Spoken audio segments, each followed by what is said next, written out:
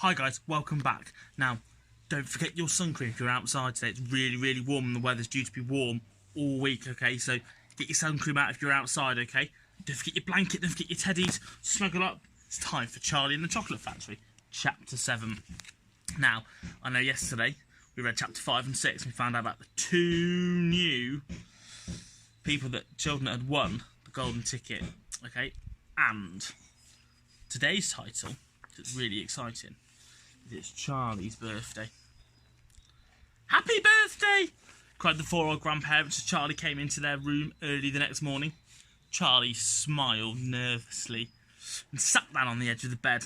He was holding his present, his only present, carefully in his two hands.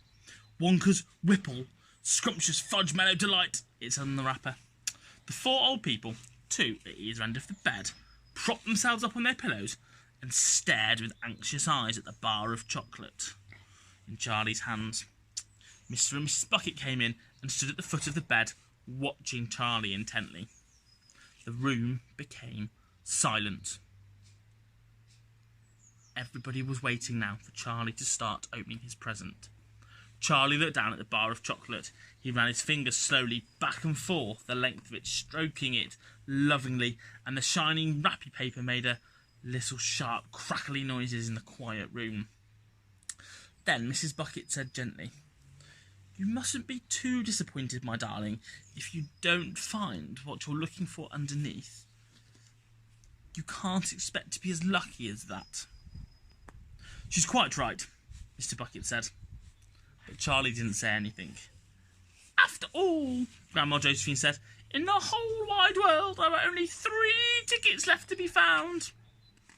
The thing to remember," Grandma Georgina said, "is whatever happens, you'll still have a bar of chocolate." "Wonka's Whipple Scrumptious Fudge Mellow Delight," cried Grandpa George. "It's the best of them all. You'll just love it."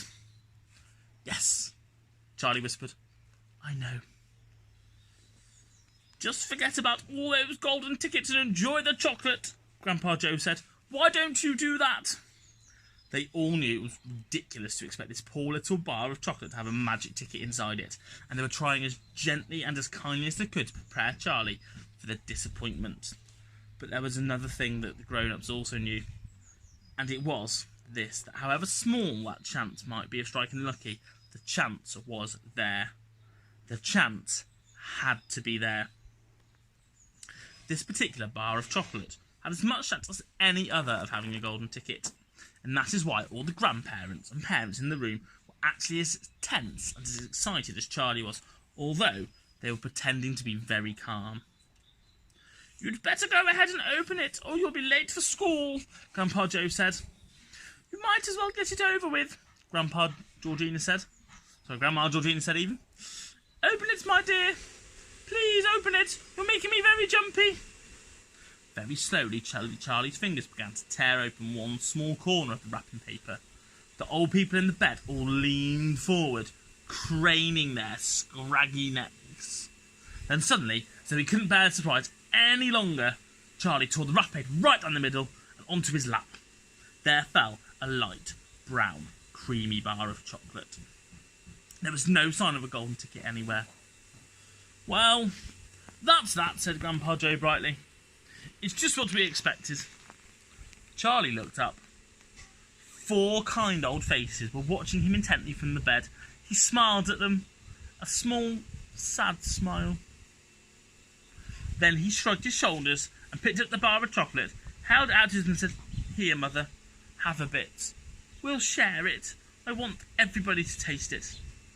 "Certainly not," his mother said, and the others all cried, "No, no, no! We wouldn't dream of it! It's all yours!" "Please," begged Charlie, turning around and offering it to Grandpa Joe, but neither he nor anyone else would take even a tiny bit. "It's time to go to school, my darling," Mrs. Bucket said, putting an arm round Charlie's skinny shoulders. "Come on, or you'll be late." Tune in tomorrow to find out what happens in the next chapter. Remember, sun cream. Get yourself nice and protected. Get yourself outside in your garden as much as you can. Have a great time. Take care. Goodbye.